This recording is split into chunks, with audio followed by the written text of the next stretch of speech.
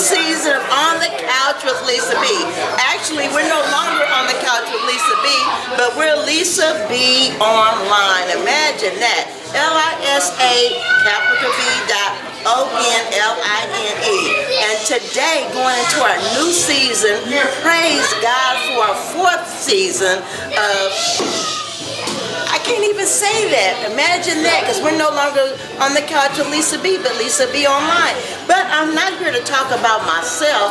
I'm standing here in the Brown-Blueford Foundation with Miss Jeralynn, and she is such a beautiful and a warm person, and she has such an awesome story to tell. Jeralynn, can you tell us about your foundation?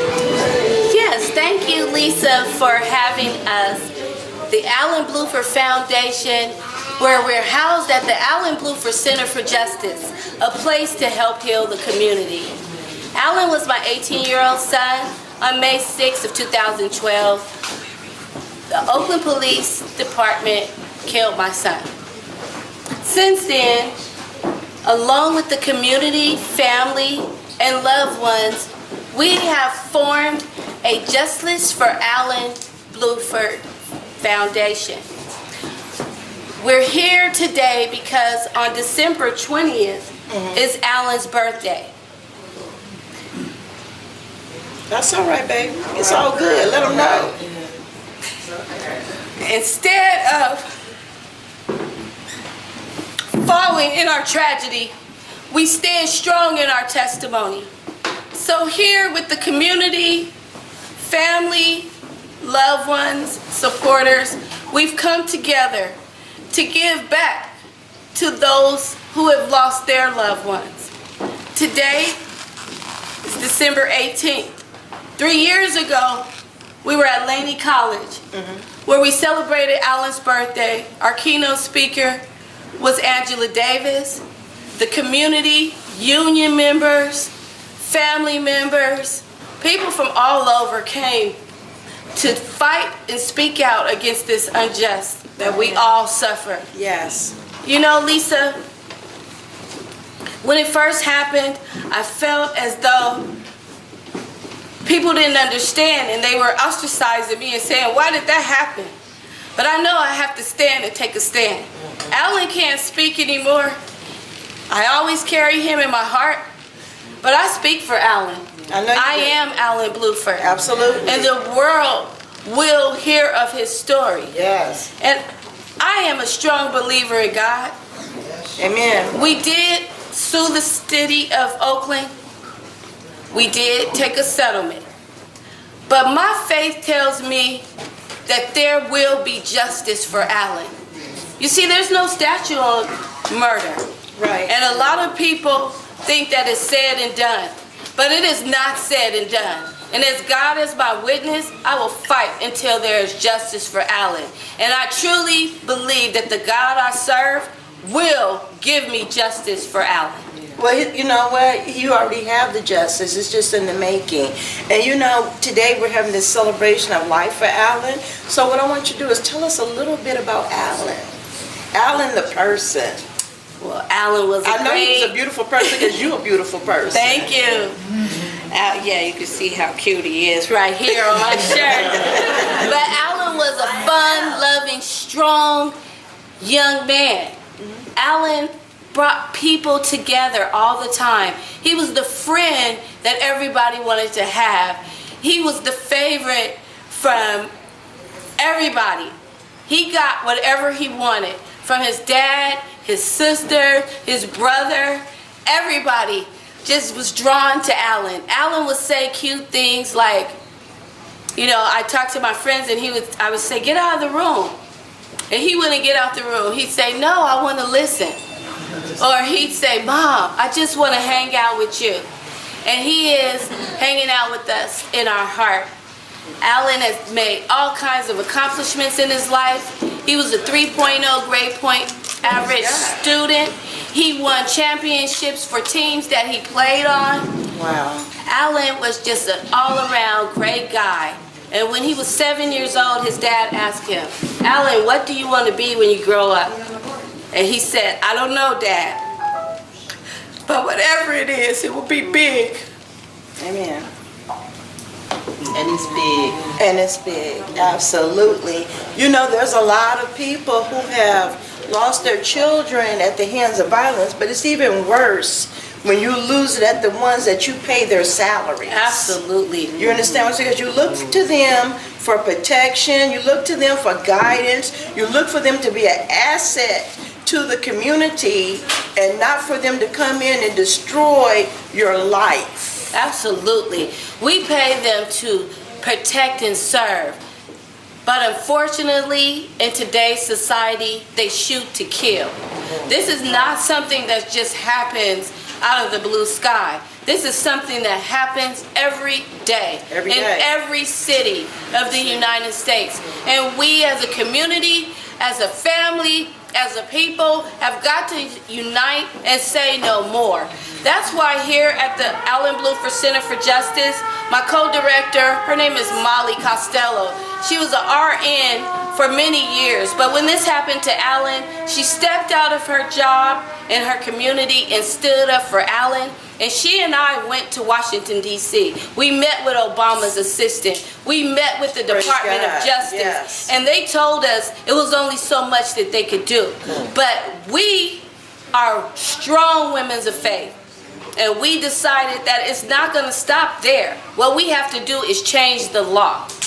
Let me ask you something right there, because you're talking about changing laws, and what we're talking about is changing laws that were never instilled to protect black people or African American people or people of color. So tell me what obstacles you faced in trying to get justice for your son through the legal system, and what were the steps that you had to take so that other parents that are out there who are in the same predicament can have a clue of what they're facing. Because I've come across quite a few people. Actually, I had an employee one time of mine who was gunned down by OPD, and it was devastating to me to find out, but I can't even imagine how I would feel if it was my child. So what are the steps that you take when you go through justice, and what kind of treatment did you get, or was it your word against his word, and because he was a police officer, what was I guess what I'm trying to ask you is, what was the scales of justice like for you? Well, first of all, I have to tell you that when you lose a child, the pain is unbearable. It's a very difficult thing that I wouldn't wish upon anyone. But let me tell you, the first thing they do when they shoot your loved one is they victimize the victim. Absolutely. They begin to start telling all kind of stories and lies. They begin to hide evidence. They begin to tell you things that are not true. They plant news feeds and things out to the news that say derogatory things about your loved one and your families, but you cannot listen. Right. Excuse me. You have to take a stand. You have to ask the questions. You have to get in their face. You have to follow through. And sometimes that's not enough. We started out at the city of Oakland. We talked to the mayor, who told us that she's going to treat families different. We talked to the city administrator. Was that Kwan at the time? That was Mayor Kwan. Okay. We talked to the city administrator that said she believes her cops. We talked to the police chief, who said that this was justified. So you were just a lie. We went to the DA, who said this was justified. We met with the assistant chief, who said it was justified. But I'm telling you, the God I serve, that he does not take that for granted. Mayor Kwan is no longer the mayor. Right. Police Chief Howard Jordan was fired. They never say that. He said he stepped down for medical reasons. Right. But yeah, it's because all the lies that he told came to fruition. We found out the truth. The assistant chief resigned after 2 days. The city administrator got fired. So all the people that had things to do with Alan's case are no longer in office. But God say he make your enemies your footstool now. And I stepped right all over him. That's right. That's why I went from the city to the White House. You cannot, you have to get your own answers. You have to hire an attorney. You have to, even if you have to march, even if you have to do speak outs, even if you have to, whatever it takes, do not listen to what they say, because they will lie, they will cheat, they will do whatever they can to make themselves look good, and they will throw you under the bus and victimize the victim, as I said before. But as we know today, Alan's legacy will live on. This is a part of the legacy today. Alan was a giving young man. He worked at Skyline High School. He helped the disabled. He served them. He was best friends with everyone. That's what we want to do. We want to give to those who have the same kind of feelings that we have, that go through the same kind of things that we go through. And, you know. Okay, you know what? Okay, now we're going to wrap up and talk about your healing, because I remember earlier when I talked to you, you talked about being very angry for so long, and you talked about now releasing the anger. And then I just want to ask you, after we talk about that, how can people get in touch with you to donate to your foundation? Because Lisa B Online has 44,000 monthly followers. Wow.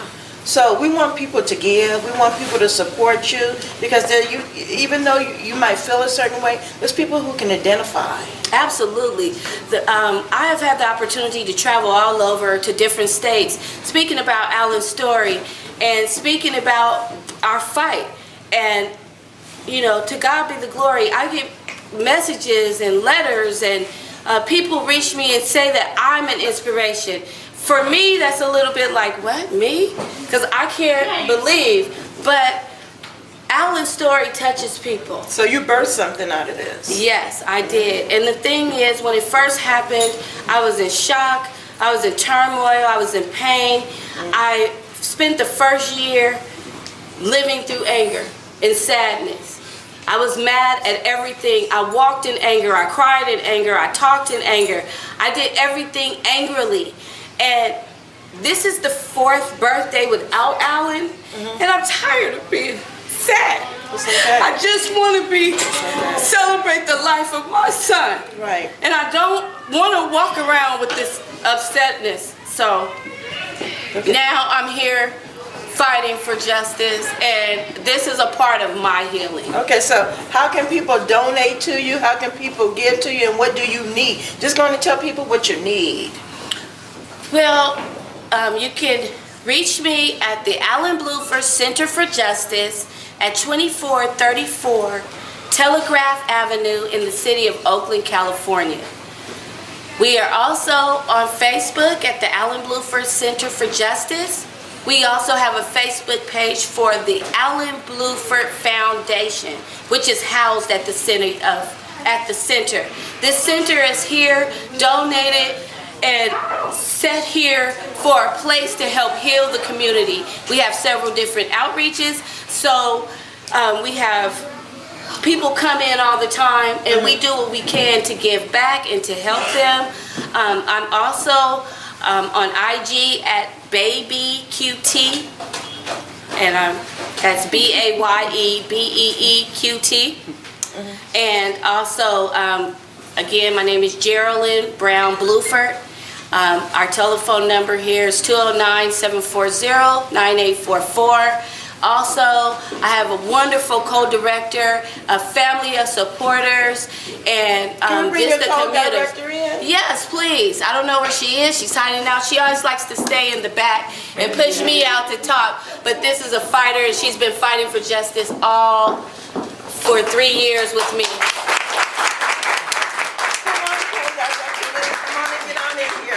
We couldn't do this without her. Tell them what you need. And the community.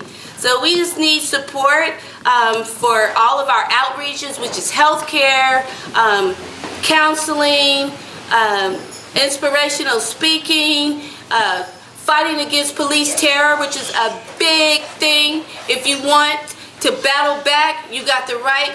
They took the wrong boy, but you got the right sisters here. We'll go fight all the way with you. That's right. Okay.